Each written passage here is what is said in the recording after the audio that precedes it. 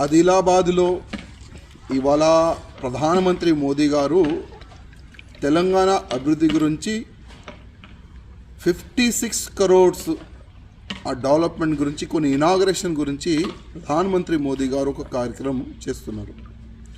అదే కార్యక్రమంలో తెలంగాణ ముఖ్యమంత్రి రేవంత్ రెడ్డి గారు కూడా వేదిక పైన ఉన్నారు.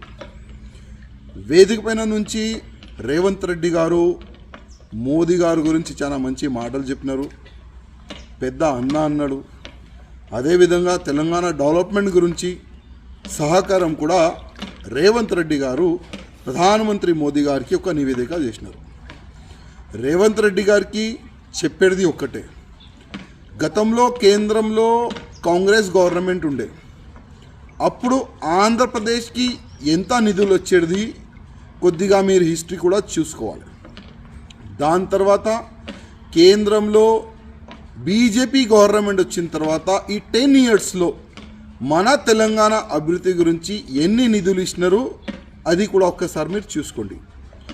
దురదృష్టం ఏంటంటే గతంలో ఈ టీఆర్ఎస్ గవర్నమెంట్ ఉన్న సమయంలో కూడా మోదీ గారు కొన్ని అభివృద్ధి పనులకి ఇనాగరేషన్కి వస్తే ఒక వేదిక పైన నుంచి కేసీఆర్ గారు మోదీ గారి గురించి చాలా గొప్ప గొప్ప మాటలు చెప్పిండు.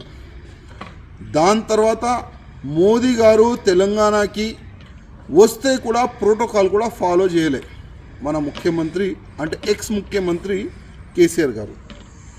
అంటే ఆయన సడన్గా మారిపోయిండు. మీరు ఆ విధంగా మారొద్దని నా ఒక నివేదిక. ఎందుకంటే మన తెలంగాణ డెవలప్మెంట్ కావాలంటే అది కేంద్రం నుంచే సాధ్యం.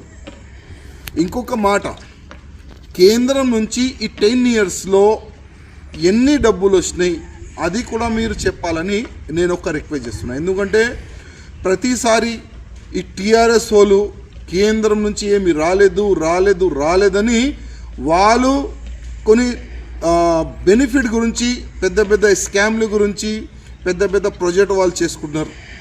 దాంట్లో వాళ్ళు ఎక్కువ డబ్బులు వాళ్ళు తినేసినారు. అందుకోసం కేంద్రం నుంచి ఈ 10 yearsలో ఎన్ని డబ్బులు వచ్చినాయి తెలంగాణ ప్రజల ముందు పెట్టాలని నేను రేవంత్ రెడ్డి గారికి అడుగుతున్నా, రిక్వెస్ట్ చేస్తున్నా.